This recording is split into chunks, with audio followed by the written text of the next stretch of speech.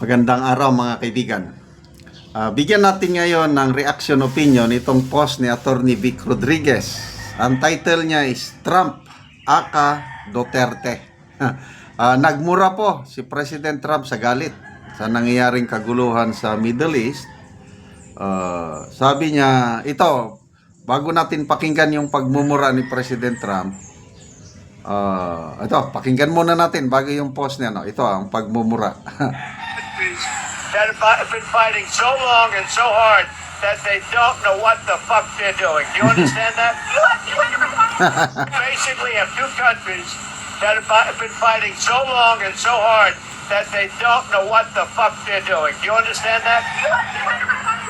Yeah. Basically, have two countries. Ganyan din magsalita si Pangulong Duterte, no? What the fuck?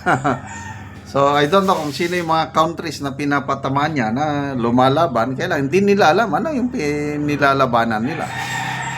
So, ganyan po ang mga ugali ng mga decisive, strong leaders. Okay, ito yung That have been fighting so long and so hard basahin natin yung post ni that they don't know what the fuck they're doing. Do you understand that?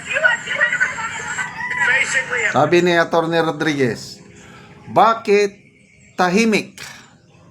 Napakatahimik ang mga marangal, moralista, disente at mga edukado sa gobyerno, simbahan, kolehiyo at universidad sa maanghang, prangka at matapang na naging pahayag ng Pangulo ng Amerika na si Donald Trump.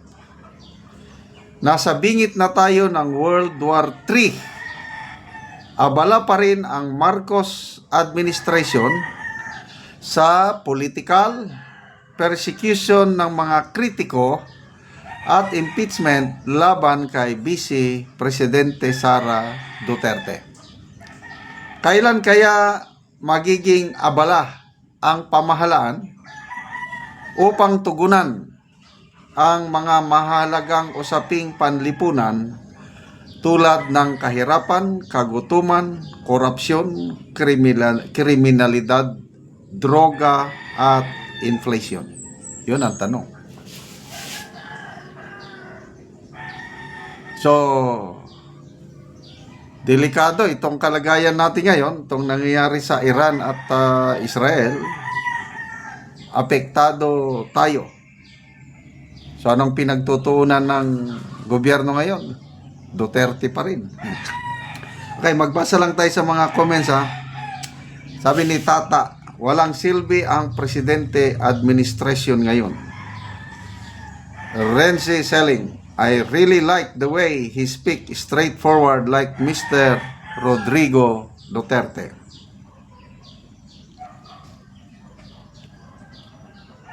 Cheng Ren, patama sa Pilipinas. Good morning America, I love it. Sabi.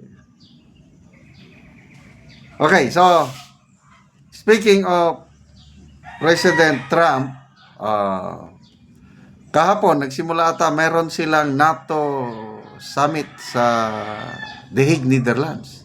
Nandun ang mga government leaders, mga matataas, at nandun din si Tatay Digong natin nakakulong. Kaya merong i-share ko sa inyo, may malungkot na post ni Kipi Chu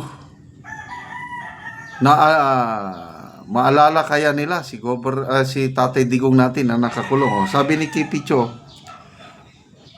kasi nandun na sina Trump sa The Hague.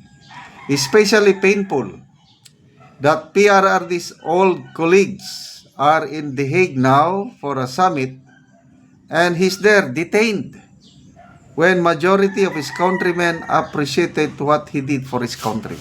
Diba? Yun ang, kung minsan gumaganon na lang ako, parang bangungot ang nangyari kay Tatay Digong. 63% pa rin ang Pilipino na nagtitiwala sa kanya sa latest survey ng Pulse Asia. Kalos kalahati lang yung tiwala sa sitting president. 32% lang ang Marcos Jr. Samantalang siya na nakakulong 63% may tiwala sa kanya. So that's something. Tapos, ayun, nakakulong siya. Di ba? Sakit. I wish the worst kind of karma for the people who are responsible for this. Pati na rin ang mga anak nila. Nako, medyo mabigat yun. But anyway, yan ang law ng karma eh. Kung ano ang iyong itinanim, yan din ang aanihin mo. So, dalawang klase ang karma. May good karma, may bad karma. Ako, naranasan ko na yan sa aking pagtulong.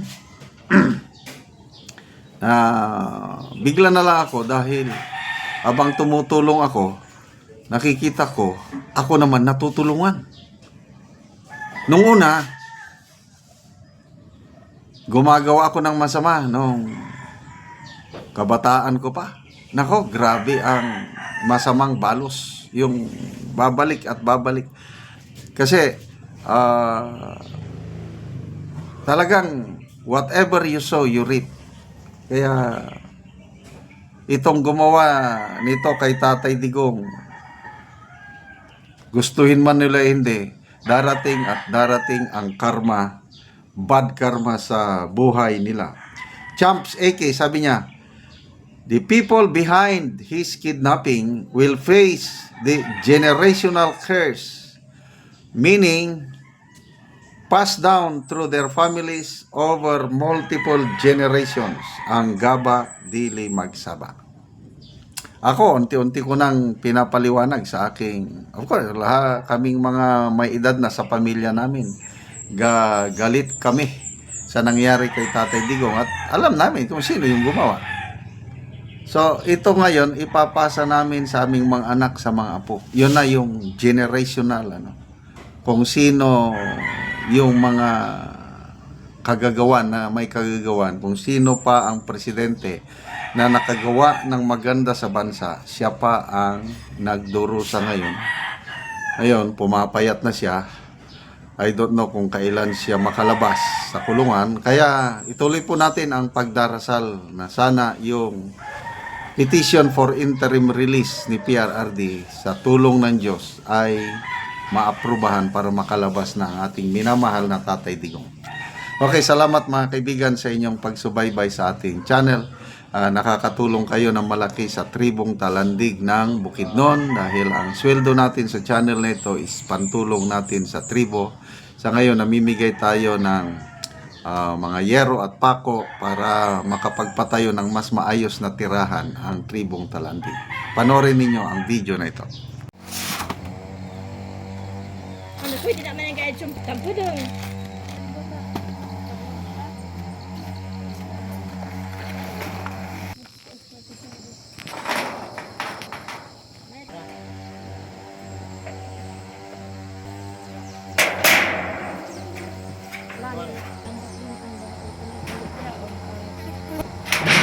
Babad ang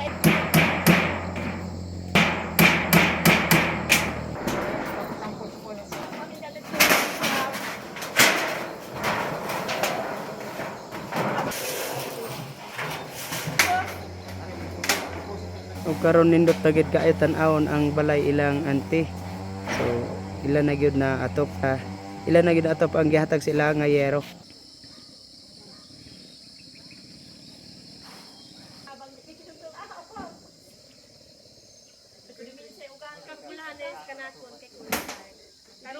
Nindot na gyud kaayo ang balay ilang ante.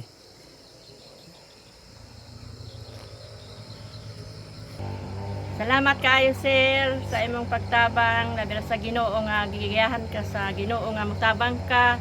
O sa sir, salamat kaayo kay daghan pa kaayo nanginahanglan sa amoa. Unya sa labi ra sa imong kuan himo nga mo ay imong gisugo nga mag tan-aw og mga pobre nga wala ilang ikapalit. So salamat kaayo sir.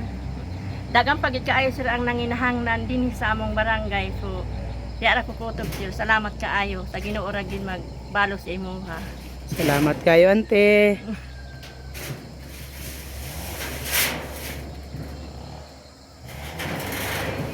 sa iyo na no. Sabi sila sa mamaya. O, yan na iguana ko.